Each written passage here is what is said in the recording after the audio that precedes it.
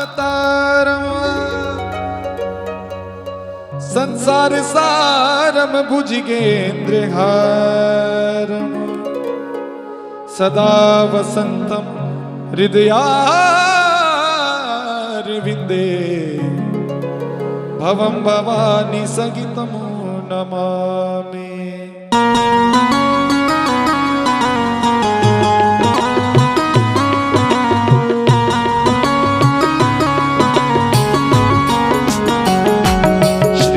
भागवत भगवान की गे आरती पापियों को पाप से गे तारती।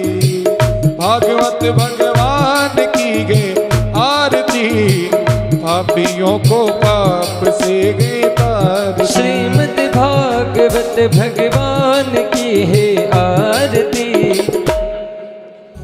पापियों को पाप से गे तारती।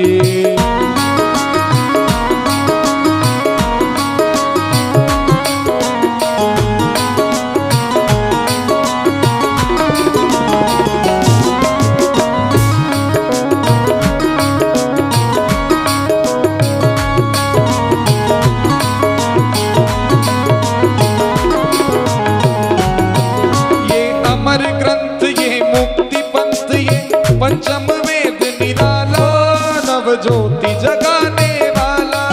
ये अमर ग्रंथ ये मुक्ति पंथ ये पंचम वेद निराला नव ज्योति जगाने वाला। हो हरि नाम यही हरि धाम यही हो हरि नाम यही हरि धाम यही जग के मंगल की आरती राधे पापियों को पाप से तार। श्रीमद् भागवत भगवान की है आरती पापियों को पाप से है तारती।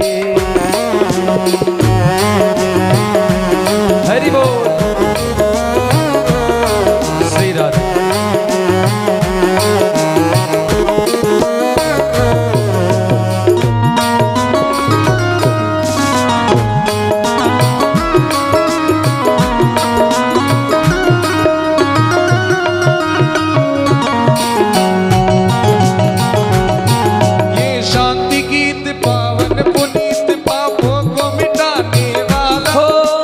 दर्श कराने वाला ये शांति गीत पावन पुनीत पापों को मिटाने वाला हरि दर्श कराने वाला। यह सुख करनी यह दुख हरणी हो यह सुख करनी यह दुख हरणी मधुसूदन की आरती राधे पापियों को पाप से तार। श्रीमद् भागवत भगवान की है आरती पापियों को पाप से है तारते। जय हो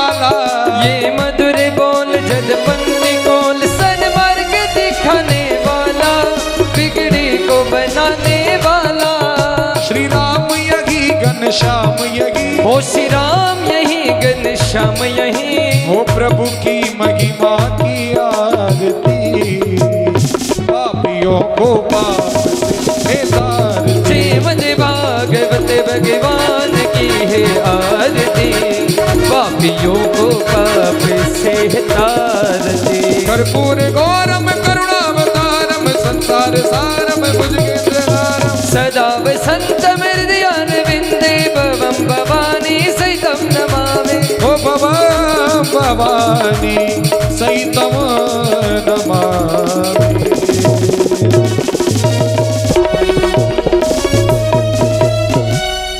बोली श्री श्रीमद् भागवत महापुराण की, श्री चार भुजानाथ की, जगत जननी जगदम्बे मात की, बोली नरसिंह भगवान की, बोली अपने गुरु मात पिता की, बोली मुंगाना धाम की।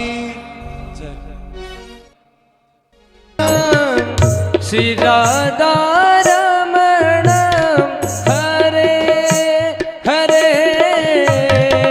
ओ राधा रमण हरे हरे, श्री राधा रमण हरे हरे, रजत वन रूप रसालम, राधा रमण हरे हरे, राधा रमण हरे हरे।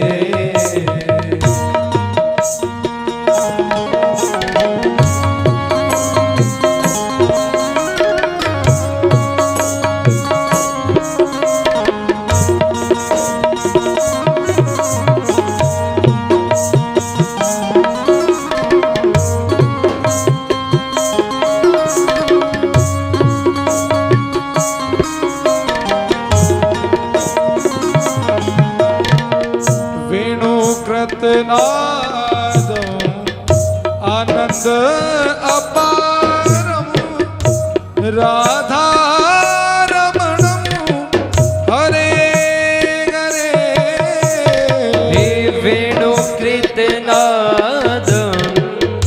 आनंद अपार, हो राधा रमण हरे हरे, राधा रमण हरे हरे, राधा रमण हरे हरे, सुंदर मृदुगा हर्ष विषाद, राधा रमण हरे हरे, हो राधा रमण हरे हरे, गोरज मुख लसीतम भक्त चित वासीतम, राधा रमण हरे हरे, गोरज मुकुल सीतम भक्त चित वासित, राधा रमण हरे हरे, ओ राधा रमण हरे हरे, हो राधा रमण हरे हरे, राधा उर्हार रास रसालम, राधा रमण हरे हरे, हो राधा रमण हरे हरे,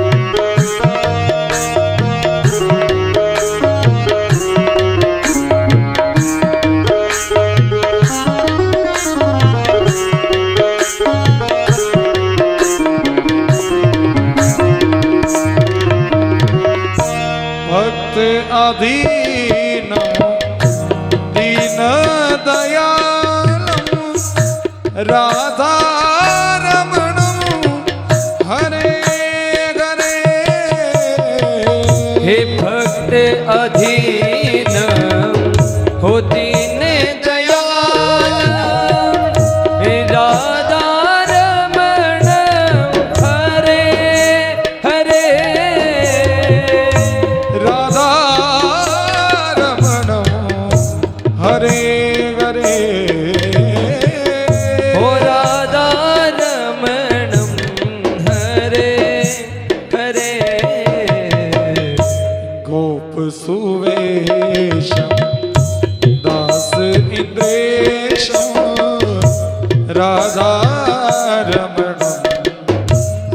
हरे श्री राधा रमणम हरे हरे जय राधा रमण जय जय राधा रमण जय जय राधा रमण प्यारो राधा रमण जय जय राधा रमण जय जय राधा रमण जय जय राधा रमण प्यारो राधा रमण ओ जय जय राधा रमण जय जय राधा रमण जय जय राधा रमण प्यारो राधा रमण ओ जय जय राधा रमण हरि जय बोल। जय राधा रमण श्री राधे।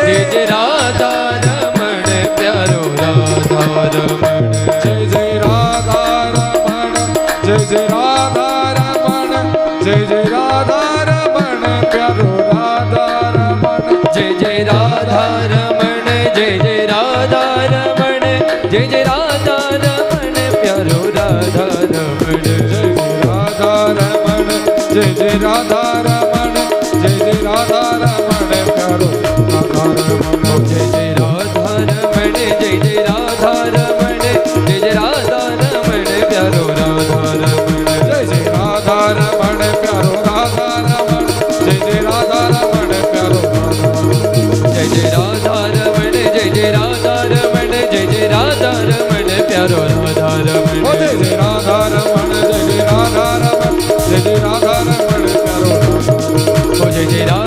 रमण जय जय राधा रमण प्यारो राधा रमण ओ जय जय राधा रमण जय जय राधा रमण जय जय राधा रमण प्यारो राधा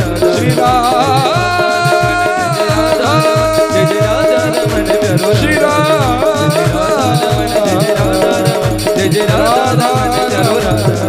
श्री जय जय राधा रमण प्यारो राधा रमण ओ जय जय राधा रमण प्यारो राधा रमण जय जय राधा रमण प्यारो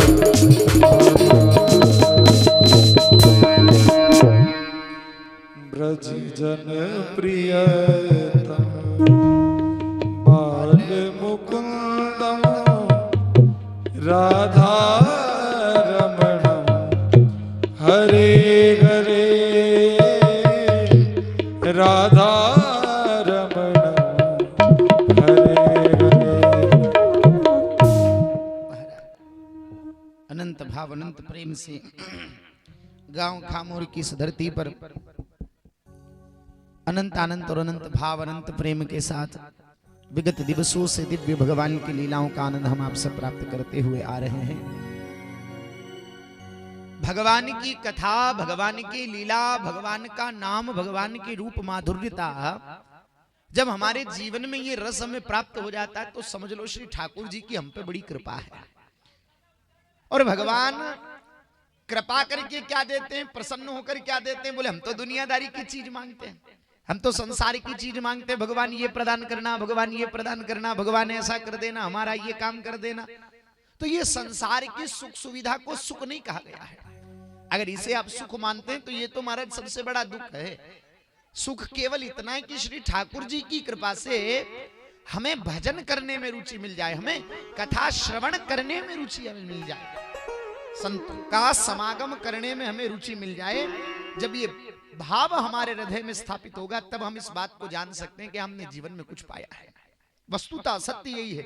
और हनुमान जी महाराज यही कह रहे हैं, बोले कह हनुमंत विपत्ति प्रभु सोई, जप तप सुमिरन भजन न होई। सबसे बड़ा महाराज साधन, सबसे बड़ा दुख यही है संसार का कि हमें भगवान के भजन के प्रति हमारे मन में रुचि नहीं। यही सबसे बड़ा कष्ट, यही सबसे बड़ा दुख। और हमने इसे समझा नहीं महाराज।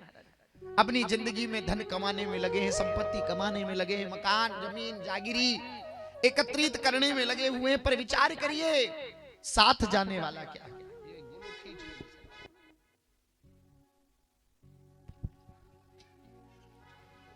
चिंता मत। हरि ओम।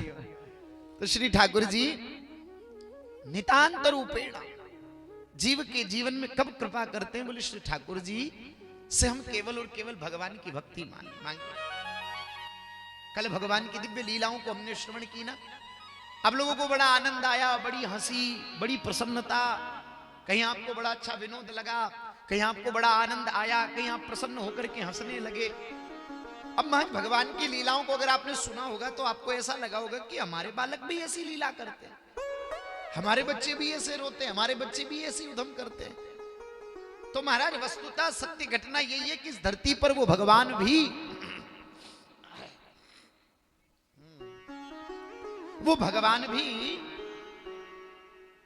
इस धरती पर अवतार लेकर के इसी बात को स्थापित करते कि मैं परम सुख देने के लिए आता हूं।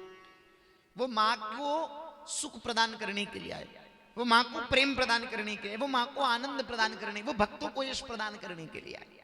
जो योगी, यति, ध्यानी, मुनि, नाग, गंधर्व, किन्नर, देव, दनुज, मनुज जो भजन करते करते थक गए, जो नाम जब महाराज यज्ञ करते करते थक गए, तप करते करते थक गए, साधन करते करते थक गए, अंत में उनके कल्याण के लिए श्री ठाकुर जी कृपा करके इस धरती पर प्रकट होकर के भगवान आते हैं।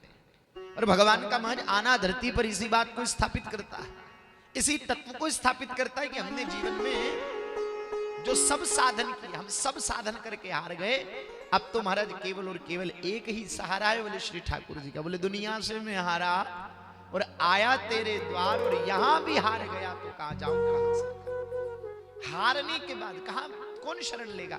दुनिया में कोई हमें संभालने वाला नहीं है, हमें संभालने वाले केवल श्री ठाकुर जी। कल आपने कथा सुनी होगी, प्रसंग आपको ध्यान में हो, समय के अभाव में संक्षिप्त ही कहा था महाराज कि ठाकुर जी ने मैया यशोदा जी जब उखल से बांध देती है भगवान को, तो कक्ष में जाकर के अजायब घर में जाके सबरी मटकियां भगवान तोड़ डालते हैं। सब मटकियों को भगवान ने तोड़ दिया, और मटकियां जब भगवान ने तोड़ डाली महाराज, तो मैया बड़ी क्रोधित हुई और डंडा लेकर के भगवान के पीछे भागने लगी। अब विचार करिए आप, मैया के हाथ में डंडा देख करके भगवान थर थर कांपने लगे। शेष महेश सुरेश दिनेश ताहु निरंतर ध्यान लगावे। बताओ जरा, जिनकी बंक ब्रकुटी के भय से सकल सृष्टि को पलते देखा, जो थोड़े मुस्कुरा देना महाराज तो सारा ब्रह्मांड पालन हो जाता है, थोड़े सी क्रोध की दृष्टि ब्रकुटी तिरछी कर दे तो सारा ब्रह्मांड समाप्त हो जाता है। वो कृपा निधि, वो परमात्मा, वो जगतपति आज मैया यशोदा के भय से थर थर कांप रहे हैं। बताओ जरा। और महाराज भगवान तो ये कहते हैं, प्रबल प्रेम के पाले पड़कर प्रभु को नियम बदलते देखा, अपना मान भले टल जाए, भक्त का मान न टलते देखा। अपना मान चाहे परास्त हो जाए, हार जाए, कोई बात नहीं, भगवान अपनी स्थिति नहीं देखते कि मैंने क्या प्रण किया है, मैंने क्या बात ठानी है, मुझे क्या करना चाहिए, नहीं, भगवान केवल भक्त हित की बात सोचते। हाँ? राम सदा सेवक रुचि राखी, अरे राम जी सदा अपने सेवक की रुचि रखते हैं। पर भगवान से एक बार हम कहें तो सी ठाकुर जी, अब जो तुम्हारी मर्जी हो जो करो, जो करना हो जो तुम करो, हम तुम्हारी शरण में हैं, आकर के पड़ जाओ भगवान की शरण में, फिर देखो जीवन में आ। और यही मां मैया यशोदा के सामने भगवान थर थर कांप रहे हैं। विचार करो, डंडा लेकर के जब मैया यशोदा भागती है तो भगवान भागते हैं, और मैया यशोदा भी थक गई, और जैसे डंडे को मैया ने नीचे फेंका, ठाकुर जी दौड़ करके मैया के गले जाकर के लग गए। मतलब क्या, तात्पर्य क्या इस बात का? बोले हम कहें कि योग के बल पर भगवान को पकड़ लिया, योग के बल पर भगवान को पकड़ लेंगे, जप के बल पर भगवान को पकड़ लेंगे, तप के बल पर भगवान को पकड़ लेंगे, हम साधन के बल पर भगवान को पकड़ लेंगे। वो डंडा है हाथ जो यशोदा मैया लेकर के दौड़ रही है ना, कि मैं अपने बल से पकड़ूंगी। हम भी यही कहते हैं कि हम यज्ञ के बल पर पकड़ेंगे, तप के बल पर पकड़ेंगे, भजन के बल पर पकड़ेंगे, तीर्थाटन के बल पर पकड़ेंगे। पर विचार करिएगा, भगवान किसी भी बल से पकड़ में आने वाले नहीं। बोले कोई भी साधन हम अपनी मर्जी से कर ही नहीं सकते, वो तो सब ठाकुर जी की कृपा होगी। तो फिर क्या किया मैया ने, हार करके जैसे डंडा फेंका, जब हम हार करके सरेंडर कर देते, बोले भगवान अब हम तुम्हारी शरण में, तो फिर भगवान दौड़े दौड़े आकर के अपने भक्त को गले से। इसलिए एक बार भगवान से कहो, ठाकुर जी हम आपकी दुनिया से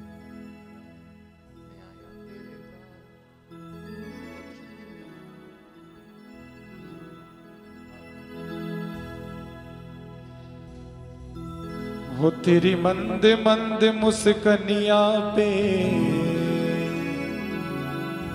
हो तेरी मधुर मधुर मुस्कनिया पे, बलिहार सावरे बलिहार सावरे।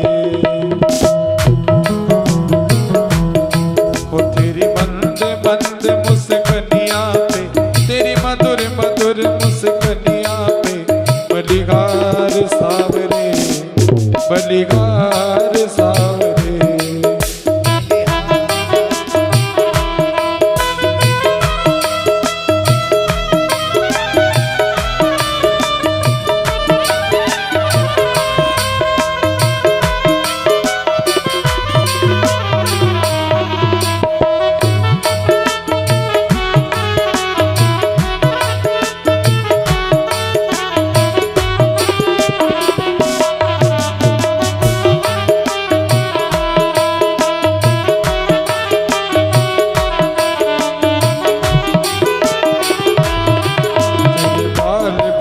घुंघरारे बादल जो कारे कारे, तेरे बाल बड़े घुंघरारे बादल जो काले कारे, तेरे बाल बड़े घुंघराले बादल जो कारे कारे।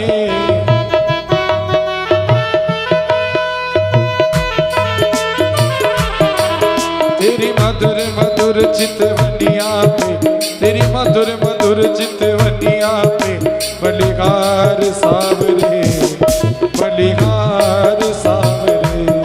हो तेरी मंद मंद मुस्कनिया, हो तेरी मधुर मधुर मुस्कनिया पे, बलिहार सावरे बलिहार सावरे।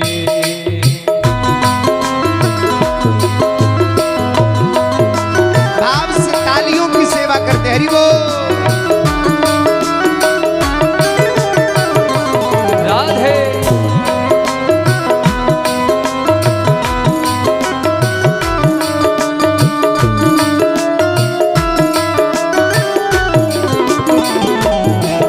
तेरी चाल अजब मतवारी हो, लगती है प्यारी प्यारी। तेरी चाल अजब मत वाले, लगती है प्यारी प्यारी। तेरी चाल अजब मतवारी लगती है प्यारी प्यारी। तेरी चाल अजब मत वाली, जय हो। लगती है प्यारी प्यारी।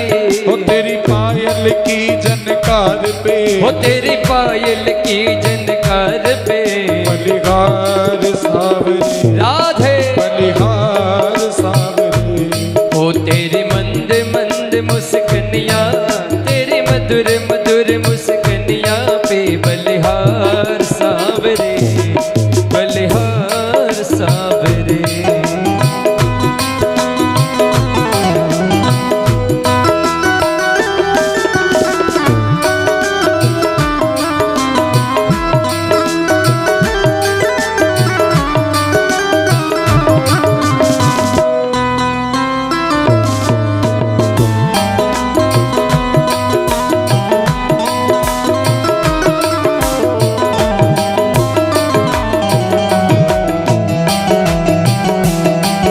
तेरे संग में राधा प्यारी लगती है सबसे न्यारी।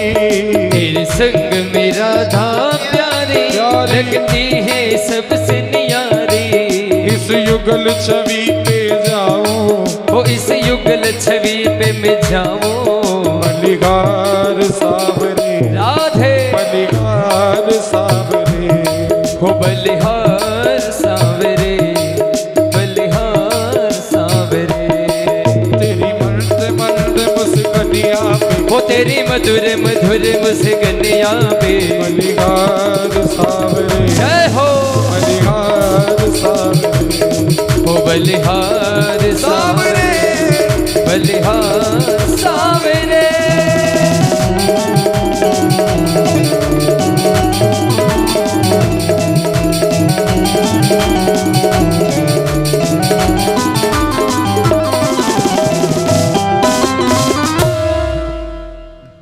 बोली कृष्ण कन्हैया लाल की। जय हो। तो भगवान श्री ठाकुर जी के चरणों में हम अपने भावों को अर्पित करें। ये सारी कथा इसलिए समायोजित की जाती है। कल बड़े भाव के साथ हमने भगवान की माखन चोरी लीला श्रवण करी, हमने भगवान की बाल लीलाएं, नामकरण लीला और महाराज अनंत अनंत रूपेण गिरिराज पूजन लीला के साथ हम चर्चा को विश्राम की ओर लेकर के चले। ये सब कथाएं आखिर इनका मतलब क्या है? भी पूतना का वध किया भगवान ने, सकटासुर, अघासुर, प्रलंबासुर जैसे दुष्टों का अंत किया, जो कंस के द्वारा भेजे जा रहे हैं। ये हमारे भीतर के विकार हैं जो हमें भजन करने से रोकते हैं, जो परमात्मा के पास जाने से रोकते हैं।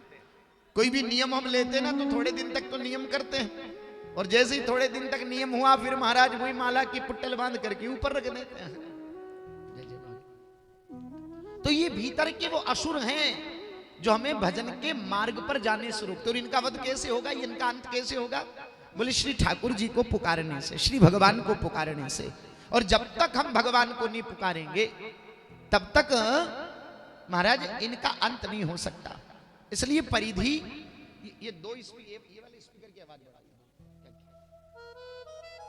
हरिओम श्री राम जय राम। हाँ थोड़ी सी श्री राम जय राम जय जय राम। तो जब तक हम अपने जीवन में इस विधा को, इस परिधि को प्राप्त नहीं करेंगे कि महाराज हम श्री ठाकुर जी के भजन के बल पर ही असुरों का अंत कर सकते। माखन चोरी लीला का मतलब क्या है? क्या भगवान इतने भूखे थे जो लोगों के घर माखन चुरा चुरा करके खाते थे? अरे उनके द्वार पे नंद बाबा के घर में 9 लाख गायें हैं, 9 लाख गायों के अधिपति। बताओ जरा कितना घी, कितना मक्खन, कितना दूध उनके घर में हो रहा है। और गौ सेवा के बल पर ही परमात्मा धरती पर आते, इस बात को ध्यान रखिएगा महाराज। आपने कितनी सेवा करी गौ माता की। गोपाल, वो ठाकुर जी इस धरती पर गौ माता की सेवा करने के लिए। और गौ माता भी कैसी हो?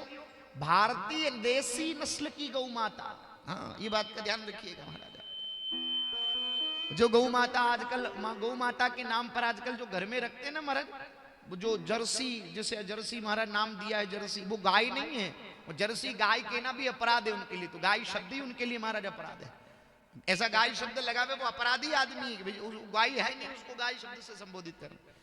महाराज आपने वो क्रॉस बीट है, बताओ जरा आज कितने रोगों को जनक करने वाली वो महाराज जर्सी है महाराज। बताओ कितने प्रकार के रोग, शुगर पेशेंट आप बन रहे हैं, घर घर में शुगर पेशेंट है, जर्सी गाय का दूध पी रहे हैं। हार्ट पेशेंट है, उसके दूध में इतने महाराज दुर्गुण विद्यमान है जो हमारे शरीर को किस प्रकार से रोग युक्त कर रहे हैं। भारतीय देसी नस्ल की गौ माता की वंदना, भारतीय देसी नस्ल की गौ माता की आराधना, ये हमारी पद्धति, हमारे सनातन ने हमें सिखाया है। स्वयं महाराज जिनके घर में भारतीय देसी नस्ल की गौ माता विद्यमान है, उनके चारों चरण में चारों धाम विद्यमान है। और वो चारों धाम के नित्य दर्शन करने का लाभार्थी बनता है जो देसी गौ माता की सेवा करता है। अब बताओ जरा, अपने घर में भैंस हमने 4 बांध ली, दूध के लोभ में हमने जर्सी गाय घर में 50 बांध ली। और सेवा का मतलब क्या निकला? केवल लोभ, केवल धन ही नहीं है महाराज हमारे जीवन का आधार। हमारे जीवन में कहीं ना कहीं धर्म भी तो होना चाहिए। धन ही सब कुछ थोड़ी है। जिंदगी हो गई धन धन करते करते, भाई जिंदगी हो गई धन धन करते करते। छोटे थे माँ बाप ने पढ़ाया, बोले क्यों? बोले पढ़ लिख लोगे, अच्छी डिग्री मिलेगी, अच्छी नौकरी मिलेगी, अच्छा पैसा मिलेगा, इसलिए पढ़ाया माँ बाप ने, यही सिखाया माँ बाप ने। किस भाई अच्छे कमाओगे तो काम चलेगा, नहीं कमाओगे तो कौन तुम्हें पूछेगा। धन के पीछे सब कुछ है, कमाने के पीछे सब कुछ है, धन के पीछे सब कुछ है। धन धन धन धन धन धन करते जिंदगी बीत गई। धन धन करते करते जिंदगी बीत गई। अंतिम समय में आदमी मर गया। राम नाम सत्य है। 3 दिन के बाद बेटे ने समाज के लोगों को बुलाया, परिवार के बड़े बुजुर्गों को बुलाया, जाजम बिछाई। और जाजम बिछा करके क्या कहा? बोले हमारे पिताजी मर गए तो पर्ची लिखनी है महाराज, चिट्ठी फाड़ेंगे, लिखो। तो पंच भी बैठ करके लिखने लगे। बोले क्या लिखे महाराज? अत्यंत दुख के साथ सूचित करने में आता है, फलाने के पिताजी ने, फलाने के बड़े पिताजी ने, फलाने के बड़े भाई साहब ने, फलाने के छोटे ने, फलाने के सुपुत्र का फलानी तारीख को निधन हो गया। क्या हुआ हमारा? निधन। अब जिंदगी भर क्या किया? धन धन धन धन धन। अंत में पता चला आदमी निधन। कुछ हाथ नहीं लगा। बताओ, साथ में संपत्ति थोड़ी जाएगी महाराज, साथ में धन थोड़ी जा सकता, सब कुछ यहीं धरा रह जाएगा। महाराज पत्नी खड़ी रहेगी द्वार तक, समाज के लोग भी चलेंगे शमशान तक, बेटा भी हक निभाएगा केवल अग्निदान तक। और इससे तो आगे भजन है साथी, हरि के भजन बिन अकेला रहेगा, नरिये 2 दिन का मेला रहेगा। सेवा करिए गौ माता की। महाराज आपको किसी भी प्रकार का रोग क्यों न हो, आप गौ माता की परिक्रमा करके आप गौमूत्र को आप सेवन करिए, आपके समस्त रोगों को शमन करने की ताकत भारतीय देसी नस्ल की गौ माता में है। डॉक्टर कह देते हैं ना आजकल माताओं को महाराज प्रसूति होते समय कि भाई महाराज केस बहुत ज्यादा भयंकर है, ऑपरेशन करना पड़ेगा, बिना ऑपरेशन के तो बच्चा मरेगा कि माता मरेगी। घबराओ मत, डॉक्टर अगर कह दे कि ऑपरेशन करना पड़े, मना कर दो कि हमें ऑपरेशन नहीं कराना। बोले फिर क्या उपाय करो? बोले शास्त्रीय प्रमाण है, संतों के मुख से प्रमाण है, और वेद इस बात को प्रमाण करता है, शास्त्र इस बात को प्रमाण करता है कि भारतीय देसी नस्ल के गोबर और गौमूत्र को बराबर मात्रा में घोल करके उस गोबर से उस रस को छान करके एक आधा गिलास जितना रस आप प्रसूता महिला को पिला दीजिए, महाराज 10 मिनट के भीतर बिल्कुल नॉर्मल डिलीवरी होगी, कोई ऑपरेशन कराने की आवश्यकता। उपयोग करें तब है महाराज। समस्त प्रकार के रोगों को समाप्त करने की ताकत गौ माता में। आप अपने बच्चों को गौ भारतीय देसी नस्ल की गौ माता का दुग्ध पिलाइए। वो राक्षस को घर में रख रखा है महाराज, बताओ जरा, भारतीय देसी नस्ल का दुग्ध पिलाइए भारतीय गौ माता का। उससे क्या होगा? आपके बच्चे की बुद्धि तीक्ष्ण होगी, क्योंकि भारतीय देसी नस्ल की गौ माता के दुग्ध में स्वर्ण भस्म मिली होती है।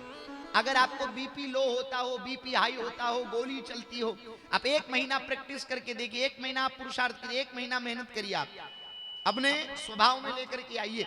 गौशाला में जाओ, अपने घर में गौ माता रखो। महाराज हाई होती हो तो अपने हाथ से गौ माता के गले में जो कंबल, जो गला लटकता है ना महाराज गायों का, वो भारतीय देसी नस्ल है। जिनका थंबूल निकला होता है, जो सपाट है, वो महाराज देसी गौ माता नहीं है, वो तो राक्षस है महाराज। थंबूल निकला हो, जिनके गले का गल कंबल लटका हुआ हो, उनके गले में आप ऊपर से नीचे की तरफ हाथ फेरिए तो महाराज आपकी बीपी नॉर्मल हो जाएगी। लो होती हो तो आप नीचे से ऊपर की तरफ हाथ फेरिए महाराज गले में, आप पुरुषार्थ करिए 1 महीने तक, फिर देखिए आपको कितना लाभ मिलता है। अब सेवा तो करिए गौ माता की, अब हमारे सेवा के बल पर ही सब कुछ प्राप्त होता है। अनंत अनंत रूपेण गौ माता हमारे जीवन में परम सुख प्रदान करने वाली, गौ माता में सब कुछ देने वाली, और उन्हीं गौ माता की सेवा करने के लिए इस धरती पर श्री गोपाल धरती पर अवतार लेते हैं। बताओ जरा, नंगे पांव गौ माता को घास चराने के लिए भगवान चल पड़े।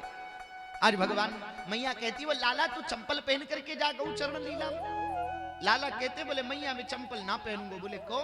बोले देख मैया, तो पतो है घर में ब्राह्मण देवता आवे, संत पधारे तो तू उनको जिमावे तो क्या चप्पल पहन करके जिमाती है? भगवान को भोग लगाती तो चंपल पहन करके जिमाती? बोले नहीं, वो तो भगवान है, अपराध लगेगा, संतों का, ब्राह्मणों का, देवताओं का अपराध होगा, तो फिर बिना चंपल के जिमाती? बोले हाँ। अरे मैया, ये गौ माता में साक्षात 33 कोटि देवता विद्यमान है, और ये 33 कोटि देवता गौ माता के माध्यम से भोजन ग्रहण करते हैं। तो बताओ उन देवताओं को मैं चप्पल पहनकर कैसे जिमा सकता हूं? मैं अपनी गौ माता को कैसे चंपल पहन करके चलाऊं? भगवान बिना चंपल पहने, महाराज भगवान 8 वर्ष तक रहे हैं ब्रज में, 8 वर्ष तक भगवान ने चंपल धारण नहीं किए। महाराज ठाकुर जी ने चंपल धारण नहीं की भगवान, और अनंत रूपेण गौ की सेवा करी। बताओ जरा, आज हम गौ माता के, और बिना गौ के हमारी गति नहीं हो सकती, बिना गौ माता के इस पृथ्वी के भीतर उपजाऊ शक्ति प्राप्त नहीं हो सकती। आने वाले समय में महाराज अगर ऐसी स्थिति से गौ माता महाराज कत्लेआम को जाने लगेगी तो महाराज स्थिति सनातन धर्म की बड़ी खंडित हो जाएगी। हमारे धर्म का आधार भूत ही गौ ब्राह्मण है, संत है, वेद है, और हमने इन्हीं को अपने घर से निकाल लिया। हम कितनी पूजा कर ले, कितने पाठ कर ले, कोई भी पूजा गौ माता के बिना संपन्न नहीं हो सकता। आप घी में यज्ञ करिए, यज्ञ में आप आहुति डालिए घी की, आप कितनी महाराज भैंस का घी, जर्सी का घी डाल लो, उसका कोई पुण्य नहीं मिलने वाला। घी के, गाय के घी के बिना यज्ञ संपन्न नहीं होता, गाय के मूत्र के बिना यज्ञ संपन्न नहीं होगा, गाय के गोबर के बिना आपकी कोई पूजा संपन्न नहीं होगी, पंचगव्य के बिना, गाय के दही, गाय के दुग्ध के बिना आपका यज्ञ कभी संपन्न नहीं होगा। अमर ये तत्व हमारे बीच होंगे तभी तो पूजा होगी। आज हमें परिणाम क्यों नहीं मिलता पूजा का? हम बहुत पूजा करते हैं, बहुत पाठ करते हैं, बहुत अनुष्ठान करते हैं, फिर भी हमें सुख नहीं मिलता, फिर भी हमें परिणाम नहीं मिलता। उसका कारण ये कि हमने विधा बदल दी। गाय को हमने पूजा से हटा दिया, गाय अध्यात्म से हट गई, तो फिर कैसे हमें रस मिल पाएगा? अरे महाराज बताओ जरा, गौ माता की सेवा ईश्वर करने के लिए साक्षात आए और हमने अपने घर से गौ माता को निकाल दिया। कब हमारे जीवन में सदगति आएगी? कब हमारे जीवन में सदविचार आएगा? वो गौ माता ही तो आधारभूत है, वो गौ माता ही तो विचारणीय बात है। इस बात पर विचार करिए। इस बात पर आप महाराज अपने घर में कल्याण अगर चाहते हो, अपने घर में अगर सुख शांति चाहते हो, अपने घर आनंद चाहते हो, लक्ष्मी की कृपा चाहते हो, तो आप अपने घर में गौ माता रखिए। फिर देखो आपके जीवन में कितना आनंद आएगा। केवल गौ माता की कृपा करने वाली। और वर्तमान में फसल कट रही है, चैत्र का महीना चल रहा है। समस्त किसानों से, काश्तकारों से हम तो हाथ जोड़ करके व्यासपीठ यही प्रार्थना करती है कि आपके निकटतम, आपके गांव, आपके शहर के आसपास अगर कोई गौशाला हो तो अपनी खेती से निकलने वाले चारे से कुछ अंश चारे का आप गौ माता के लिए जरूर भेंट करें। यही जीवन में पुण्य साथ आने वाला। पता महाराज, फसल को भी शास्त्रीय प्रमाण से बताया गया फसल कैसे काटनी चाहिए। फसल काटने के लिए जमीन से 4 उंगल ऊपर से फसल काटनी चाहिए।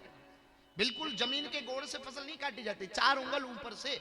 वो 4 उंगल जो चारा जो धरती का है, वो धरती के भाग का है, उससे धरती के भीतर खाद बनेगा, उपजाऊ शक्ति बनेगी। 4 इंच ऊपर से काटा है। बाली के 4 इंच नीचे से, धरती के 4 इंच ऊपर और अन्न की बाली के 4 इंच नीचे का जितना भी भाग होता है, उस पर महाराज चारा पाने वाले पशु, गौ माता और अन्य जो जीव हैं जो चारे पर आधारित हैं, उनके नाम का वो चारा होता है, वो गौ माता के नाम का चारा होता है।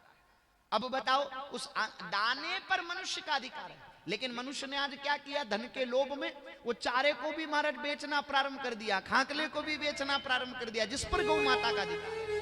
अब गौ माता का हक खा करके व्यक्ति कहां जीवन में सुख प्राप्त कर सकता है? अब सेवा तो करो महाराज, बिना सेवा के कभी कदापि महाराज आप कल्याण नहीं प्राप्त कर सकते। सेवा करिए। आज हमारे घर से गाय को खोल खोल करके हमने बाहर छोड़ दिया और बात करते, नारे लगाते, गौ माता को राष्ट्र माता बनाओ, गौ माता को राष्ट्र माता बनाओ। तो राष्ट्र माता गौ माता कैसे बनेगी महाराज? उसके लिए हम प्रत्येक सनातनी को गौ माता को अपने घर में रखें। एक गौ माता रखने का संकल्प ले लीजिए महाराज। अगर प्रत्येक सनातनी अपने घर में एक गौ माता रखने का संकल्प ले ले, तो इस भारतवर्ष पे जो गौ हत्या का कलंक है, ये मिट जाएगा। आज विदेशी लोग भारतीय देसी नस्ल की गौ माता की गुणवत्ता को समझ रहे हैं, बहु गौशाला खोल रहे हैं, और हम ऐसे मूढ़ हैं, ऐसा धन, ऐसा संपत्ति आज हम कचरे के ढेर में, मने कत्ल खानों में भेज रहे हैं। आपको पता है कितनी निर्दयता के साथ गौ माता को कत्ल खाने में महाराज प्रताड़ित किया जाता? उल्टे चारों पांवों को बांध करके उल्टा लटका दिया जाता है गौ माता को। खोलता हुआ पानी उनके शरीर पर डाला जाता है, जिससे महाराज आपके चमड़े के जूते, चमड़े के महाराज जॉकेट के लिए, आपके चमड़े के पर्स के लिए गौ माता के शरीर का चमड़ा उतारा जा सके।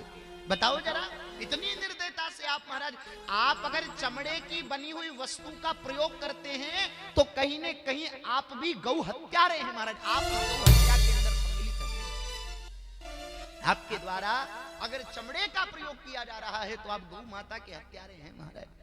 शरीर से चमड़ा, आपको पता महाराज, आजकल ये माता बहनें सॉफ्ट लेदर के पर्स रखती है महाराज अपने पास। सॉफ्ट लेदर काय का बनता पता है महाराज आपको? गर्भवती गौ माता को उल्टा बांध दिया जाता है और उनके शरीर में चाकू से चीरा लगाया जाता है, जिससे शरीर के सारे रक्त को निकाल लिया जाता है। और उस गर्भ में पल रहे अर्धभ्रूण को जब निकाला जाता तो उसके चमड़े से जो महाराज आपके लिए पर्स बनाए जाते हैं, उसे उस चमड़े को सॉफ्ट चमड़ा कहते हैं।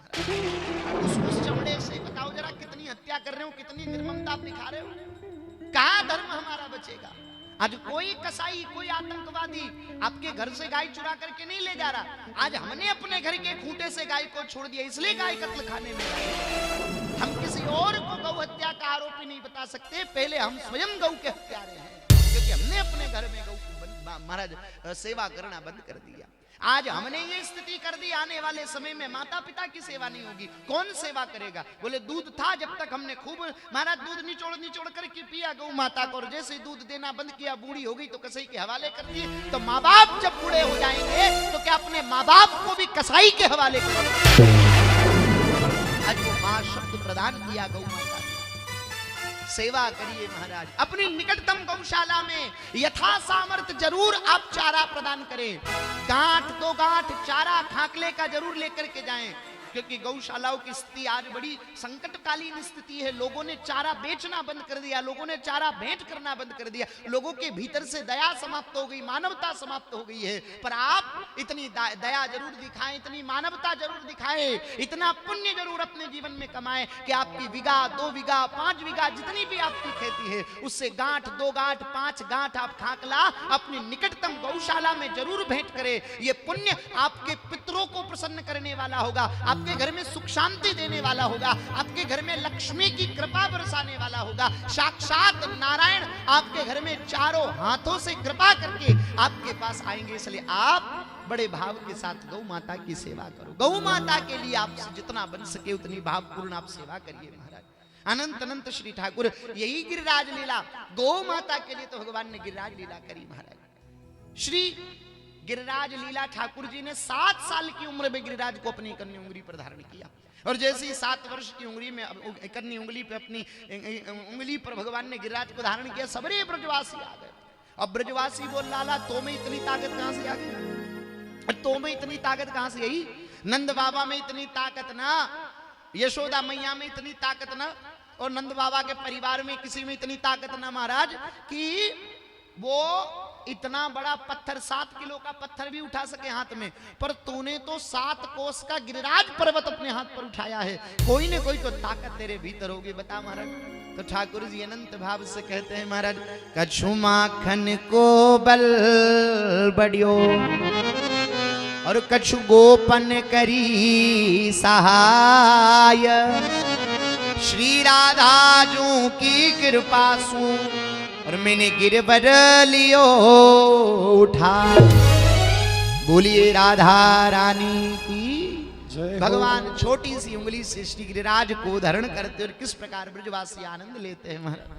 हो नक पर गिरिवर लीनो धार कन्हैयो मेरो वारो। नक पर गिरिवर लीनो धार कन्हैयो मेरो वारो। अरे कन्हैयो मेरो वारो, हे कानूड़ो मेरो वारो। हे कन्हैयो मेरो वारो, सांवरियो मेरो वारो। हे नक पर जय हो नक पर हरि बोल। नक पर लीनो गिरिवर धार कन्हैयो मेरो वारो। हे नक पर गिरिवर लीनो धार कन्हैयो मेरो वारो। हरि बोल। दोनों हाथ उठाकर तालियों की सेवा करते राधे।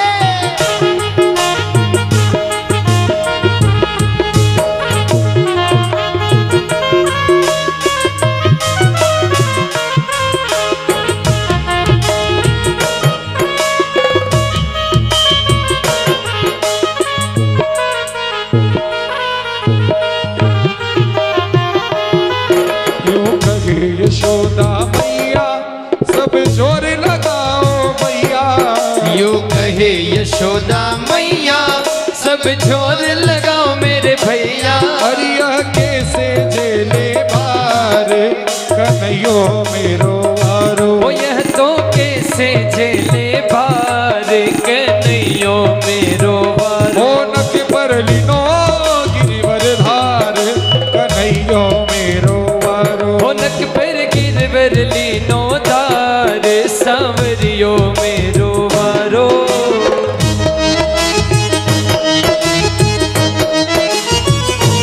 हरि बोल।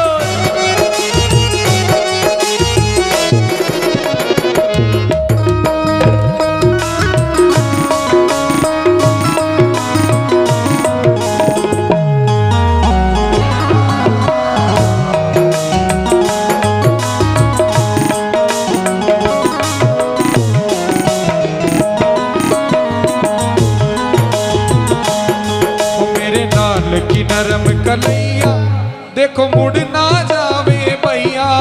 मेरे लाल की नरम कलैया कहीं मुड़ ना जावे भैया। मेरे लाल की नरम कलैया देखो मुड़ ना जावे भैया। मेरे लाल की नरम कलैया देखो मुड़ ना जावे मेरे भैया। ओ गिरिवर में बार अपार कन्हैयो मेरो वारो। गिरिवर में है बार अपार सांवरियो मेरो वारो। नक पर गिरिवर लीनो दार कन्हैयो मेरो वारो। नक पर गिरिवर लीनो धार सांवलियो मेरो वारो।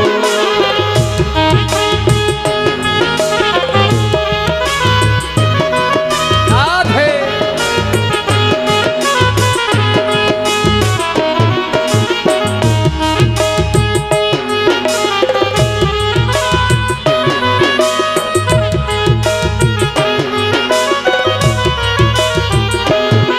जब कोप इंद्र ने कीनो गोवर्धन नक पर लीनो।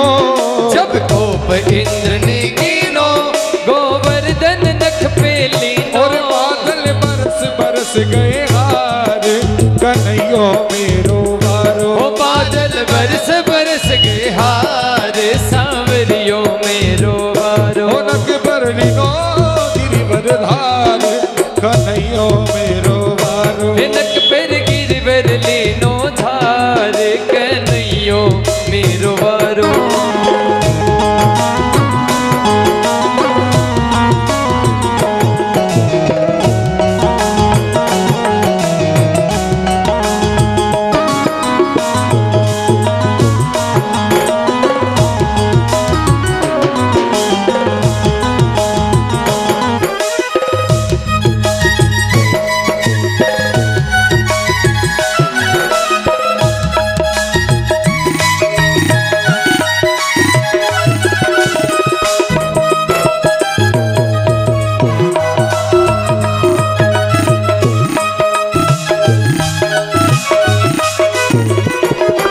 यूं कभी पूछरी वारो लाठी को दियो सहारो। यो कहे पोछड़ी वारो लाठी को दियो सहारो। मन तो भजले कृष्ण मुरार कन्हैयो मेरो वारो। मन तू भजले कृष्ण मुरार कन्हैयो मेरो वारो। नक पर गिरिवर लीनो धार कन्हैयो मेरो वारो। नक पर लीनो गिरवर धार कन्हैयो मेरो वारो। नक पर लीनो गिरिवर धार कन्हैयो मेरो वारो। नक पर लीनो गिरवर धार सांवरियो मेरो वारो। कानूड़ो मेरो वारो। ए सांवरियो मेरो वारो। ओ कन्हैयो मेरो वारो। श्री ठाकुर जी ने जब इंद्र ने कोप किया और वर्षा कीनी तब भगवान ने गिरिराज को धारण कीना। 7 दिन तक गिरिराज को अपने कर पर धारण कीना, ब्रजवासियों की रक्षा की। इंद्र को जब पता चला भगवान से क्षमा याचना मांगने के लिए धरती पर प्रकट हुए और आज कामधेनु गौ माता को ला करके भगवान का दुग्ध से अभिषेक किया। और जब श्री ठाकुर जी को कामधेनु के दुग्ध से स्नान करवाया तब श्री ठाकुर जी का नाम पड़ा गोपाल। बोलिए गोपाल लाल भगवान की जय हो। गौ पालन करने के लिए धरती पर जगन्नाथ पधारे हैं महाराज। आज भगवान ने गोपाल नाम से उपाधि को अलंकृत होकर के भगवान अनंत रूप से अनंत यश अपने भक्तों को प्रदान करते हैं श्री ठाकुर जी। गिरिराज लीला क्या लीला? गोवर्धन। गौ मने एक तो होता इंद्रिय और गौ मने एक होता गाय। गायों का वर्धन करने के लिए भगवान ने लीला करी और इंद्रियों का वर्धन मने हमारी प्रत्येक इंद्रियों के द्वारा हम भगवान का भजन करें, ये भाव हमारे जीवन में होना चाहिए। अब बताओ, इंद्र ने वर्षा करी बोले कब? जब इन्होंने गिरिराज की पूजा करी, गोवर्धन की पूजा करी। जब हम भगवान की पूजा करना प्रारंभ करते हैं, जब हम भजन करना प्रारंभ करते हैं तो इंद्र मने हमारे शरीर की इंद्रिया मन बुद्धि चित्त अहंकार इत्यादि हमें विकारों की तरफ लेकर के जाते हैं। आप माला फेरने के लिए बैठो तो संसार के विचार आते हैं महाराज, तो वो इंद्र के द्वारा वर्षा ही है। और इस वर्षा से रक्षा हमारी केवल श्री ठाकुर जी कर सकते, भगवान के अलावा हमारा रक्षण और कोई नहीं कर सकता। और श्री ठाकुर जी ने अपनी कृपा के छाया में ब्रजवासियों को लेकर के उनकी रक्षा की नहीं। और भगवान गिरिराज धरण हुए श्री गोवर्धन नाथ अनंत अनंत रूपेण भगवान श्री ठाकुर जी ने दिव्य लीलाएं की महाराज अपने भक्तन के संग में। अब ठाकुर जी आज महाराज आए हैं और ब्रज में अनंत चर्चाएं होने लगी ठाकुर जी को लेकर के, भगवान के बारे में बातें होने लगी, भगवान के लिए लीलाएं होने लगी, चर्चाएं होने लगी। ठाकुर जी गैया चरण कराने के लिए जाते ना महाराज, लौट करके आते तो ब्रज की गोपांगनाएं ठाकुर जी की प्रतीक्षा करती, भगवान की प्रतीक्षा करती कि भगवान आएंगे और भगवान का इंतजार करती, भगवान की सुंदरता का वर्णन करती। वरहापीडम नटवर वपु कर्णयो कर्णिकार विभ्रदवास कनक कपिशंब वेदयंतिम चिमालाम रंद्राण वेणोरुदर्शुदयं पूरयन् गोपवृंदे वृंदारण्यं स्वपदरमणं प्राविशत्येतके। भगवान श्री श्याम सुंदर की दिव्य सुंदरता का, उनके दिव्य रूप माधुर्य का वर्णन गोपियां करती है अनंत रस के साथ, अनंत आनंद के साथ। श्री ठाकुर जी दिव्य लीलाओं को कर रहे हैं महाराज। अनंत अनंत लीलाएं हम सबको सुख प्रदान करने वाली, अपने भक्तजनों को परम आनंद प्रदान करने वाली। हाँ, ब्रज के संतजन जब भगवान की लीला श्रवण करते हैं ना, वो कथा जैसी पूरी होती है। हम तो चंपल जूते संभालने में रहते, हम तो प्रसाद के चक्कर में रहते, हम तो अपने जूते चंपलों को देखने में रहते। पर ब्रज के संतजन जब दौड़ते ना तो अपने कानों में उंगली लगा करके दौड़ पड़ते हैं, बोले कहीं ठाकुर जी की कथा कानों से छलक के बाहर न निकल जाए, हमने जो श्रवण किया, जो आनंद लिया, वो बाहर न निकल जाए। कथा के प्रति इतनी भावुकता है महाराज। गोपांगना इसी बात, तब कथामृतम तृप्त जीवनम, तुम्हारी कथा अमृत है। अमृत का मतलब जीवंत प्रदान करने वाला, भक्तों को जीवन देती है भगवान की कथा। इसलिए भगवान की कथा के प्रति जागिए। हम पूछे भाई कितनी बार सुने, एक बार सुन ली हमने, 2 बार सुन ली, 3 बार सुनी, 4 बार सुनी, 5 बार सुनी, हाँ, और रोज ही रोज सुने महाराज। अब कितनी बार कथा सुने महाराज? ना महाराज। मोहरहो रसिको भुवि भावुक, बार बार बार बार बार बार। किसके लिए कथा? बोले एक तो महाराज भावुक और रसिक, 2 प्रकार के श्रोता जब होंगे ना तब कथा अपना आनंद दिखाती है। कहे तो आप रसिक बन जाओ कि आप भावुक बन जाओ, ठाकुर जी के चरणों में भाव अर्पित कर दो कि रसिक हो जाओ। ये तो रसिकों की चर्चा है, ये परमहंसों की संगीता है भागवत की कथा। ये छोटे मोटे की बस की बात ना महाराज। हाँ, हमारे आपके बस में है ही नहीं महाराज। हम आप तो केवल और केवल ठीक है बैठे अभी नर्सरी क्लास में। हमने पहले दिन आपको बताया था कि नर्सरी क्लास है महाराज, हम बैठना सीखेंगे। पहले दिन श्रोता आए होंगे, उनको पता होगा महाराज। पहले दिन हमने यही बात कही कि हम बैठना सीखेंगे, क्योंकि भागवत तो परमहंसों की संहिता है, परम वितरागियों की संहिता है। संसार में जो राग से मुक्त हो चुके, जो संसार में उस परम सत्य को प्राप्त कर चुके हैं, ऐसे परमहंसों की परम संहिता है श्रीमद् भागवत की कथा। इसलिए दिव्य कथा, इस दिव्य रस को, आनंद तत्व को महाराज प्रदान करने की बात संतों ने महाराज की।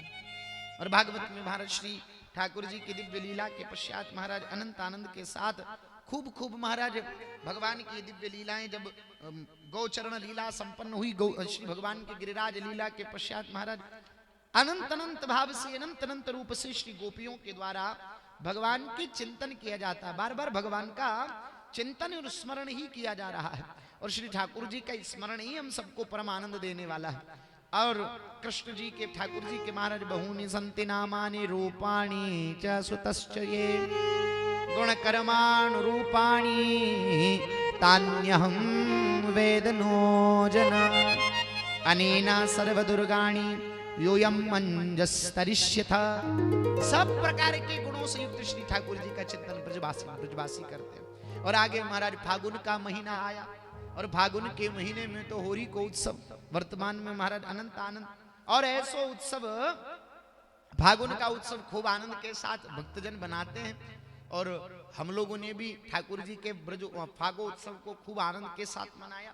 तो यही उत्सव अनंत आनंद से, तो आओ आज श्री ठाकुर जी की दिव्य लीला में भी एक छोटा फाग का उत्सव हम मनाते हैं। चले, आज ठाकुर जी महाराज दिव्य लीलाएं कर रहे थे, और महाराज फाग का महीना जब आवे ना, गोपियां जब स्नान करने के लिए जमुना जी में आवे तो कन्हैया जी क्या करे ठाकुर जी, वह गोपियन को महाराज रंग भरी पिचकारी डाल के वहां को गिरो कर डाले महाराज, वहां के वस्त्र गिरे कर डाले। और जब वस्त्र भिगो डाले तो गोपियां बड़ी परेशान, राधिका जिस जाई के शिकायत करी, बोले देखो राधिका कन्हैया ऐसो करे किशोरी जी। ठाकुराइन बोले चिंता न करो, एक काम करो, पत्र लिखो, ब्रज की हमारा बरसाने की गोपियों ने एक पत्र लिखो और कन्हैया को भेजो वृंदावन में। और पत्र में लिखो, बोले अरे नंद के लाला बरसाने ते पत्र आए तो होरी खेरवे के ताई निमंत्रण दीनो। और जैसे होरी खेरवे के ताई तो निमंत्रण दीनो, ठाकुर जी ओ बरसाने को नाम सुनकर के नाचवे लगे, ब्रजवासियों को इकट्ठो कर लीनो, ग्वाल वालन को चलो चलो होरी खेरवे चले। अब होरी खेरवे जब कन्हैया गए न मारे तो का देखो वहां बरसाने में कोई नजर ना आवे, कोई दिख ही नहीं रहा, अब बरसाने में कोई नजर ना आवे। ठाकुर जी बोले ये क्या बात है, सब कहां गए, सब कहां चले गए। अब जैसे ही भगवान चल रहे हैं, देखा कन्हैया बोले देखा नंद के लाला का कितना खौफ है बरसाने में, कि नाम सुनकर के सबके सब भाग गए महाराज। और जैसे ही सबके सब भाजवे की बात सुनी तो पीछे से एक एक गोपी एक एक बार को पकड़ पकड़ के सबको कमरे में बंद कर दीनो, सबरे ग्वाल बारन को बंद कर दीनो, कन्हैया अकेलो रहेगो महाराज। और जैसे ही कन्हैया ने पीछे मुड़ के देखी तो गोपियन को झुंड खड़ो महाराज पीछे। अब कन्हैया अब घबरा महाराज, अब कहां जावे, अब तो फंस गए। गोपी पकड़ करके कन्हैया को कक्ष में ले गई महाराज। और आज कन्हैया को लहंगा और साड़ी पहनाई दीनी, माथे पर बिंदी, कान में कुंडल, नाक में नथनी, होठन पे लाली और माथे पर बढ़िया दिव्य चुनरी धारण कराई करके ठाकुर जी को भांगा। किशोरी जी को बोला किशोरी जी चलो चलो, आज हमारे बरसाने में एक नवी गोपी आई है महाराज। और नवी गोपी आई है, जैसे ही किशोरी जी आई और जैसे ही ठाकुर जी को मुखड़ो उगाड़ करके देखो ना महाराज, किशोरी जी चक्कर खा के धरती पर गिर गई, चक्कर आई गए महाराज। जैसे तैसे पानी के छींटे डाल के होश में लाए।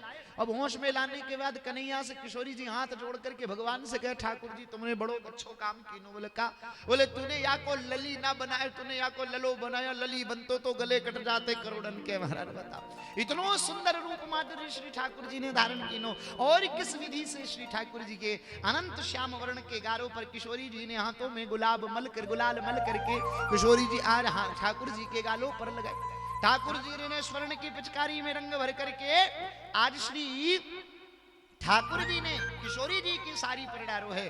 और आज पूरे बरसाने में होरी को उत्सव हुए। बोलिए होरी के रसिया की।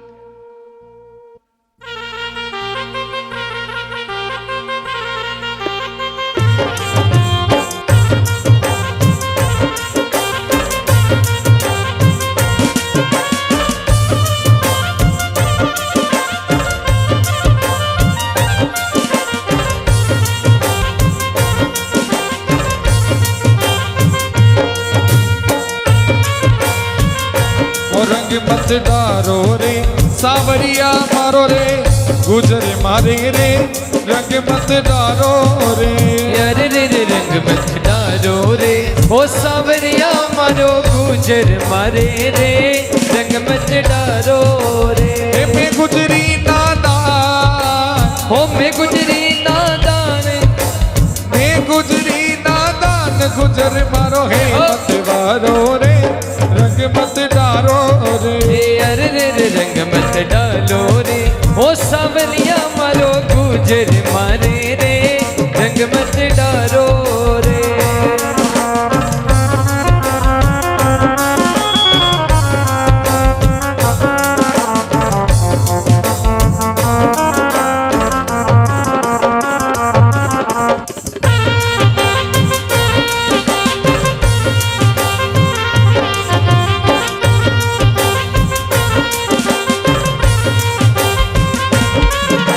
अरे गोरी के रे तो गाना बरसाने में आजो रे। हे होली खेलो तो खाना बरसाना में आजो रे। अरे गोरी तो खेलो रे खाना बरसाना में आजो रे। हे होली खेलो रे मारा सवेरा बरसाना में आजो रे। हो राधा रुकमण ने संग में, राधा रुकमण ने संग में लेता आजो रे, ओ रंग मत डारो रे। अरे रे रे रंग मत डारो रे, ओ सावलिया मारो गुजर मारे रे, रंग मत डारो रे।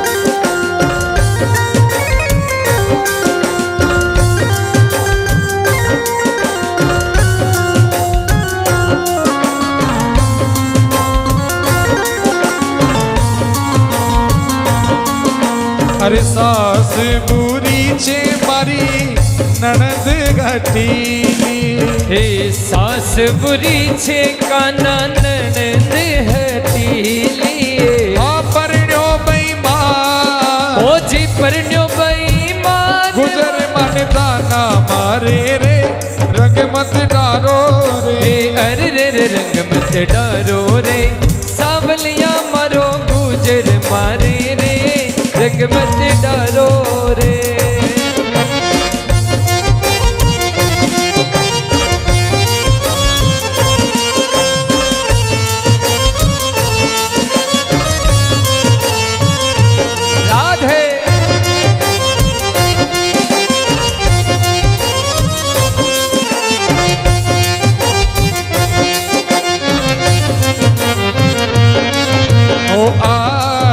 बिरज में होरी रे रसिया हे आज बिरज में होरी रे रसिया अरे होरी रे बर जोरी रे रसिया हे होरी रे बर जोरी रे रसिया ओ आज बिरज में होरी रे रसिया हे आज बिरज में होरी रे रसिया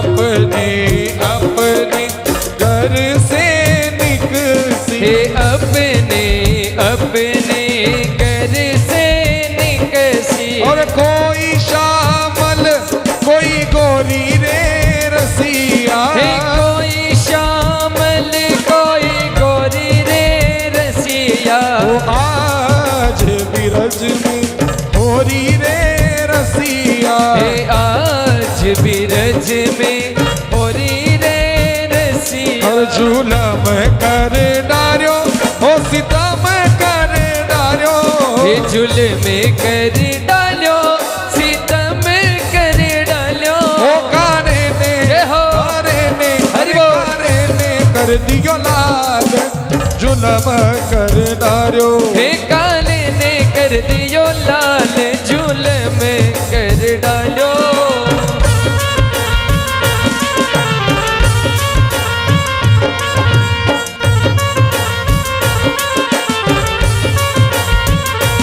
हे आयो मोहन मतवारो राधा जी करो इशारो आयो नजर मोहन मत वालो राधा जी ने करो इशारो और नैना सू करो कमाल जुलम कर डार्यो होने ना सो करियो कमाल जुल्म कर डालो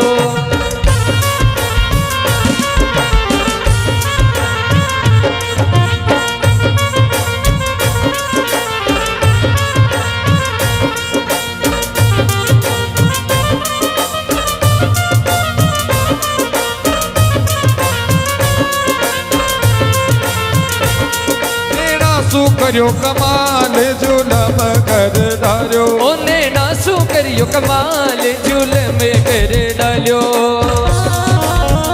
हरि बोल जय हो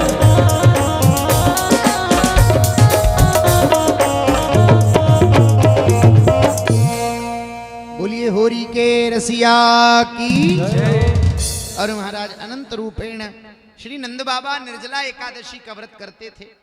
एकादशी सबको करनी चाहिए। एकादशी ही हमारा धन है। एकादशी भगवान की सबसे प्रिय तिथि है। अगर मानव जीवन के कल्याण की बात विचार करें तो भगवान की सबसे प्रिय तिथि एकादशी है। और अगर कोई अपने जीवन में एकादशी की निष्ठा का भी नियम ले लेवे, 11 के नियम भी ले लेवे, तो ठाकुर जी उन पर अनंत कृपा करते हैं। और वस्तुतः हम सनातनी हैं, हमें अपने धर्म के बारे में जानकारी होनी चाहिए, हमें धर्म के बारे में ज्ञान होना चाहिए, हम अपने धर्म का पालन करने वाले होने चाहिए। ग्यारस तो सबको करनी ही करनी चाहिए, तभी ठाकुर जी प्रसन्न होंगे महाराज। तो अपने जीवन में जो एकादशी नहीं करते हो वो एकादशी करना प्रारंभ कर दो। विचार करो, आपके गांव में भी आटा पीसने की चक्की होगी ना महाराज, वो चक्की पीसने वाला भी 15 दिन में, सप्ताह भर में एक दिन के लिए चक्की बंद रखता है। बोले कहता है भैया कि आज हमारी चक्की को टांचेंगे इसलिए आटा नहीं पीसेंगे, एक दिन के लिए वो बंद रखता है। बोले ठीक इसी प्रकार ये हमारा शरीर भी, जो महाराज कितने प्रकार से जो भोजन आप ग्रहण करते हो वो सब पचाता है। तो इस शरीर की मशीन को भी तो एक दिन के लिए विश्राम मिलना चाहिए। भाई आयुर्वेद दृष्टि से देखो, शरीर की दृष्टि से देखो, तो शरीर को स्वस्थ रखने के लिए आप एक दिन महाराज उपवास करना ही चाहिए। आपको पता पशु पक्षी ये भी तो, अब जैसे हम बीमार पड़ते हैं हम तो डॉक्टरों के पास जाते हैं दौड़ दौड़ करके, थोड़ा सा जुकाम हो जावे तो अस्पताल चले जाते हैं, अस्पताल में महाराज फिर हजारों रुपए की दवाइयों का बिल बन जाता है। पशु पक्षी ये भी बीमार पड़ते हैं, इनको भी बुखार आता है, इनको भी जुकाम होता है, इनको भी सर्दी होती है, इनको भी खांसी होती है, इनको भी रोग होते हैं। तो ये कौन से डॉक्टर के पास जाते हैं, ये कौन से वैद्य के पास जाते हैं? बोले इनका केवल एक ही इलाज है। बोले जब इनको लगता है कि रोग आ रहा है तो ये भोजन छोड़ देते हैं। 2 दिन 3 दिन तक, जब तक वो रोग रहता है तब तक अन्न ग्रहण नहीं करते, भोजन नहीं लेते, आहार नहीं लेते। और आहार न लेने के कारण वो जो रोग है वो भीतर की ही उस रोग को, जैसे हमारे भीतर जठराग्नि है, अब जलाने के लिए जठराग्नि को कुछ नहीं कुछ तो चाहिए पचाने के लिए। आप महाराज 2 दिन तक भोजन मत पाओ, आपके पेट में जलन होने लगेगी, आपके पेट में आग जैसी लगेगी। तो जब वो महाराज अग्नि को जलाने के लिए कुछ नहीं मिलता तो वो आपके मांस को जलाने लगती है। ठीक इसी प्रकार महाराज कितने ही दिनों से जो मल, जो विकार जो हमारे शरीर के भीतर हैं उसको जलाने का काम वो जठराग्नि करे, इसलिए एक दिन का तो उपवास होना ही होना चाहिए। एकादशी का व्रत करो, एकादशी के प्रति निष्ठा रखो, हरिवास, भगवान इससे अनंत प्रिय होते हैं। एकादशी की निष्ठा जो अपने जीवन में रखता है ना, ठाकुर जी का सुदर्शन चक्र उनकी सेवा में खड़ा रहता है। हमारे श्री अम्बरीश, भक्त अम्बरीश की कथा आई थी भागवत में। अब हमें महाराज उस समय थोड़ा भाव रहा तो हम उस कथा को श्रवण नहीं कर पाए, लेकिन अम्बरीश इतनी निष्ठा थी एकादशी के लिए, निर्जला एकादशी करते थे हर एकादशी। आज एकादशी का व्रत था और महाराज अनंत रूपे दुर्वासा ऋषि का आगमन उनके घर पर हुआ, उनके महल में। दुर्वासा ऋषि हजारों संतों के साथ में पधारे और दुर्वासा ऋषि आए तो उनका स्वागत किया। अब जैसे ही स्वागत किया तो दुर्वासा ऋषि ने कहा, बोले राजन आज एकादशी है और द्वादशी लगने वाली है, द्वादशी थोड़ी सी थी और द्वादशी के बाद त्रयोदशी लगने वाली थी और पारायण तो द्वादशी में खुलना चाहिए। तो दुर्वासा ऋषि ने कहा, बोले राजन हम स्नान करके आते हैं और आज एक साथ बैठ करके एकादशी का पारायण खोले। अब दुर्वासा ऋषि तो तपस्या में लीन हो गए, भजन महाराज ऐसे स्नान करने में आनंद आने लगा कि वो तो भूल ही गए महाराज। इधर अम्बरीश जी विचार करने लगे कि अगर द्वादशी निकल जाएगी और त्रयोदशी निकल जाएगी तो मैं पारायण कैसे करूंगा, और महात्मा है, महात्मा तो भजन करने में बैठ जावे तो उनकी निराली गति। तो हाथ में विचार किया कि अगर मैं महात्मा से पहले अगर आहार ले लूं तो मेरे घर में आए हुए अतिथि का अपमान होगा, क्या करूं? तो उन्होंने कहा कि मैं अपराध भी न करूं और ठाकुर जी का चरणामृत उन्होंने अपने हाथ में ले लिया। और जैसे ही ठाकुर जी का चरणामृत अपने हाथ में लिया कि मैं इस चरणामृत को ही पी करके महाराज पारायण कर लेता हूं, चरणामृत से तो कोई अपराध नहीं होगा, भगवान का प्रसाद ही है तो चरणामृत। जैसे ही चरणामृत लेने की जब बात आई तो चरणामृत हाथ में लेकर के खड़े ही थे महाराज, और उधर से दुर्वासा ऋषि का आगमन। और जैसे ही दुर्वासा ऋषि का आगमन हुआ, दुर्वासा जी कहते, बोले राजन इतना अपराध करते हो, इतनी दुष्टता करते हो, संतों का अपमान, आज हमें घर पर बुला करके खुद आज भोजन ग्रहण कर रहे हो, खुद हमें जल ग्रहण कर रहे हो, तुम्हें इतने दुष्टों की संतों का अपमान करते हो। दुर्वासा जी क्रोधित, अपने जटा के बाल को तोड़ के भूमि पर पटका, एक कृत्या नाम की राक्षसी प्रकट हुई और वो कृत्या नाम की राक्षसी को आज्ञा दी, बोले खा जाओ अम्बरीश को। और जैसे ही वो राक्षसी अम्बरीश को खाने के लिए दौड़ी, उसी समय भगवान नारायण की उंगली से सुदर्शन चक्र निकल करके दौड़ा और कृत्या नाम की राक्षसी को मार करके, कृत्या नाम की राक्षसी को तो खत्म कर दिया, वो चक्र भगवान के धाम नहीं गया, वो चक्र महाराज अनंत रूप से, अनंत भाव से, अनंत दशा से चलता चलता चलता महाराज दुर्वासा ऋषि के पीछे दौड़ने लगा। और दुर्वासा ऋषि चक्र से बचने के लिए तीनों लोकों में भाग गए, तीनों लोकों में भागते भागते नारायण के धाम में गए। नारायण से प्रार्थना करे, भगवान आपके चक्र से मेरी रक्षा करो। भगवान ने कहा तुमने अपराध किसका किया? बोले मैंने अम्बरीश का अपराध किया। बोले जिनका अपराध किया उन्हीं से क्षमा मांगो। मैंने अपने सुदर्शन को पहले ही आज्ञा दे रखी है कि एकादशी निष्ठ परायण अगर किसी व्यक्ति को कोई कष्ट देवे तो तुम जाकर के उसे मृत्यु दंड प्रदान करो। ये मैंने चक्र को आज्ञा दी और मेरा चक्र अब किसी के नहीं सुनेगा। वो जब तुम्हें अम्बरीश क्षमा करेंगे तभी तुम्हें महाराज अम्बरीश क्षमा याचना करेंगे, तुम्हें अम्बरीश क्षमा करेंगे तभी बात बन पाएगी। और जैसे अम्बरीश क्षमा करेंगे ये बात जैसे सुनी न महाराज, दुर्वासा जी दौड़े दौड़े गए तो 1 वर्ष हो गया दुर्वासा जी को भागते भागते। 12 महीनों के बाद जब लौट करके आए तो हम दुर्वासा जी ने क्या देखा? अम्बरीश जी अपने हाथ में चरणामृत को लेकर के अभी भी वैसे के वैसे ही खड़े हैं। कितनी निष्ठा है संतों के चरण। अम्बरीश जी से क्षमा मांगी, मुझे क्षमा। अरे महाराज क्षमा मांगकर अपराध मत करिए, मैं आज आपका अपराधी हूं, मुझे क्षमा करिए। आज कहती है चक्र से मेरी रक्षा करो, तुम कहोगे तो चक्र मुझे छोड़ेगा। आज चक्र ने कहा, महाराज अम्बरीश जी कहते हैं कि मैंने अपने जीवन में संतों के चरणों में अनंत भाव रखा हो और एकादशी के प्रति मैंने निष्ठ भाव रखा हो तो ये सुदर्शन चक्र शांत हो जाए। और इतना सुनते ही सुदर्शन चक्र अपने आप धाम को लौट गए। भगवान की एकादशी के प्रति इतनी निष्ठा है, इसलिए एकादशी का व्रत करना प्रारंभ करो। हम सनातनी हैं, हमारे घर में तुलसी जी होनी चाहिए, तुलसी का विरवा हमारे घर में हो, ठाकुर जी का नाम संकीर्तन हमारे घर में हो। पता कैसे चलती है संतों को? बोले भगवान के नाम से तो पता चलता है कि भक्त का घर है। रावण की लंका में हनुमान जी जब गए ना महाराज तो पूरी लंका में घूमे, हनुमान जी के रूप में ही घूमे। लेकिन जब विभीषण जी का घर आया तो देख करके हनुमान जी भी बड़े चकित हो गए। बोले लंका में यहाँ कहाँ सज्जन कर वासा? और क्यों? क्या देखा? कुटिया पर राम नाम अंकित ग्रह शोभा वरनि न जाय नव तुलसी का वृंदतः देखी हर्ष कपीरा। आंगन में तुलसी का बिरवा नजर आ गया, राम नाम लिखा हुआ नजर आ गया तो हनुमान जी वहां रुक गए। ऐसे ही भगवान भी कभी घूमते घूमते आएंगे तो अपने घर में तुलसी का बिरवा होगा तभी ठाकुर जी भीतर आएंगे, तभी संत भीतर आएंगे। भगवान का नाम लिखो। पुराने जमाने में भगवान का नाम लिखते थे, अब क्या लिखने लगे महाराज? भगवान का नाम कोई नहीं लिखता। मंत्र लिखते थे पहले, रामायण जी की चौपाई लिखते थे घर के बाहर, फिर लिखने लगे शुभ लाभ, फिर लिखने लगे सुस्वागतम, फिर लिखने लगे वेलकम, आओ तो वेलकम ने, जाओ तो भीड़ कम।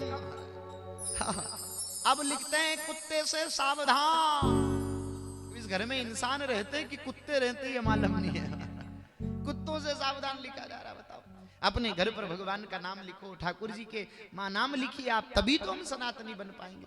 नित्य उठ करके तुलसी जी में जल सींचो, सूर्य नारायण भगवान को अर्घ दो। साक्षात परमात्मा का स्वरूप है सूर्य नारायण भगवान, साक्षात दर्शन देते। हम कहते भगवान का प्रातः काल उगते हैं, हमें दर्शन देते हैं, पर हम दर्शन नहीं दे। माता पे नहीं गीत गावे। हमारे पूज्य गुरुदेव भगवान गाते महाराज, भजन कथा में गाया करते थे महाराज, ये रूपाला रूप जी मने दर्शन दो भगवान। माता बिना गीत में कह रहे तो भगवान के वे दर्शन दर्शन कई करो सैया दर्शन दू प्रभात। अब ये लुगाया गीत गावे दर्शन प्रभात पे लिखी कहे तो ये ठाकुर तो प्रभात पे तो सूर्य नारायण भगवान आवे। तो सूर्य नारायण भगवान का दर्शन, जो साक्षात परमात्मा का स्वरूप, साक्षात नारायण का स्वरूप, उनको अर्घ दीजिए, उनको प्रणाम कीजिए, उनको वंदन कीजिए, उनको नमस्कार कीजिए। फिर देखिए घर में कितना आनंद होता है, हर प्रकार के आनंद की सराब होता है महाराज। और अनंत अनंत रूपेण एकादशी महाराज नंद जी को अजगर महाराज पकड़ लिया गया श्री वरुण दूतों के द्वारा। ठाकुर जी ने उनकी रक्षा करी और महाराज अंत में आकर के आज कहते हैं नंद बाबा कि आज हमने देखो कि हमारो ठाकुर की नंद आज वरुण भी पूजा करे। भगवान गए ना बचाने के लिए तो वरुण देव ने ऊंचा आसन पर बिठाया भगवान को। तो नंद बाबा के मेरो बेटो तो साक्षात भगवान है। और जैसे ही भगवान की बात कही न, साक्षात मेरो बेटो भगवान है, तो अनंत अनंत भाव, अनंत अनंत प्रेम से ब्रजवासी के बोल लाला एक काम कर ना, तेरो बेकुंठ हमें भी दिखाई दे, तेरे बेकुंठ के दर्शन हमें भी कराई दे। और जैसे ही बेकुंठ के दर्शन कराने की बात कही तो ले गए भगवान, आंखें मीचो सबको ले गए बेकुंठ। अब बेकुंठ में देखे तो सब लाइन बना करके दर्शन करने, और ये दूर से ही खड़े भगवान को शेष की सैया पर पोड़े देखे। एक ग्वालवाल ने बोली देख देख देख हमारा लालो शेष की सैया पे पोड़ो। और जैसे ही दौड़ के जाने लगो तो दूतों ने पकड़ लिया पहरेदार, रुक जा कहाँ जाता है। पहले संत दर्शन करेंगे, ऋषि दर्शन करेंगे, देवता दर्शन करेंगे, भक्त दर्शन करेंगे, उसके बाद तुम्हारा कहीं नंबर आएगा। अब लाल ग्वाल वाल बोले सो भगवान हमें ना चाहिए। बताओ हमारो कन्हैया तो हमारे साथ रोज नाचे, हमारे साथ खेले, हमारे गले में हाथ डाल करके हमारे साथ नाचे, और यहाँ देखो तो कन्हैया से मिलबे में इतनी लाइन लगानी पड़े, हमें ना जानो बेकुंठ। और महाराज ब्रजवासी के महाराज का करो बेकुंठ ही जाई, जहां नंद जशोदा मैया, जहां न गोकुल गोपी गैया, जहां न जल जमुना को निर्मल, और जहां नहीं कद मन की छैया, परमानंद दास को ठाकुर ब्रज रज तज मिल जाए बलैया। अरे ब्रज की रज को छोड़ करके अगर बेकुंठ मिल गया तो समझ लीजिए ये बहुत बड़ी बला मिल गई। सुख ना है, ब्रज में सुख है। एक महाराज पहुंच गए तुलसीदास जी के महाराज, और तुलसीदास जी महाराज निर्णय करते हैं, जब बात आई ना हमारा ब्रह्मा जी निर्णय करते हैं कि बात क्या हुई। ऐसी स्थिति, ऐसी भाव दशा आई महाराज, ऐसी स्थिति, ऐसा प्रेम, ऐसा भाव। जब तोलने की बात आई तो तुलसीदास जी महाराज लिखते हैं, महाराज वृंदावन बेकुंठ को तोल्यो तुलसीदास, और गुरु रयो सो भूरयो, और हल्को गयो आकाश। जो भारी था वो पृथ्वी पर रह गया श्रीधाम वृंदावन, और जो हल्का था वो बेकुंठ पहुंच गया। इसलिए बेकुंठ कहाँ गया बोले आकाश में, और धरती पर क्या बोले भगवान साक्षात वृंदावन है। वृंदावन तो भगवान की साक्षात भूमि ब्रज। महाराज एक बार की बात, महाराज श्री ब्रह्मा जी ठाकुर जी से कहे तुमने मुझे ब्रह्मा बना करके गलती कर दी, मुझे ब्रह्मा बना करके गलती कर दी। बोले बताओ ब्रह्म पद से बड़ा और कौन सा पद हो सकता है? भाई ब्रह्मा बनाए इससे बड़ा पद और क्या होगा? बोले महाराज मुझे ब्रह्मा बना करके बड़ा अपराध कर दिया, मैंने ऐसा कौन सा पाप किया जिसके कारण तुमने मुझे ब्रह्मा बना? तो ब्रह्मा जी क्या बनना है तुम्हें? बोले अगर ठाकुर जी मुझे कुछ बनाना चाहते हो तो मुझे श्रीधाम वृंदावन की नन्ही सी दूब, नन्ही घास बना दो। क्यों घास क्यों बनना? अरे महाराज जब कोई संत, जब कोई भक्त आपका भजन करता हुआ, आपका नाम जपता हुआ दौड़ा दौड़ा जब ब्रज की भूमि पर आएगा, और उनके चरण जब मेरे ऊपर रखे जाएंगे, और उन भक्त की एड़ी से जब मैं मसला जाऊंगा तो मेरे भीतर से रस निकलेगा, और वो रस जब ब्रज की माटी में मिल जाएगा, और वो ब्रज की रज जब मेरे भीतर सम्मिलित हो जाएगी, तो जो सुख मुझे उस ब्रज रज से मिलेगा वो बेकुंठ। महाराज मुझे ब्रह्मा बनने के बाद भी नहीं मिल सकता, ब्रह्मा बनने के बाद भी नहीं मिल सकता, मैं केवल ब्रज की रज की कामना करें। भगवान ब्रज तो धन्य, श्रीधाम वृंदावन धन्य है। और आगे महाराज महारास लीला का वर्णन आता है। ठाकुर जी भागवत की सबसे महत्वपूर्ण लीला रास लीला।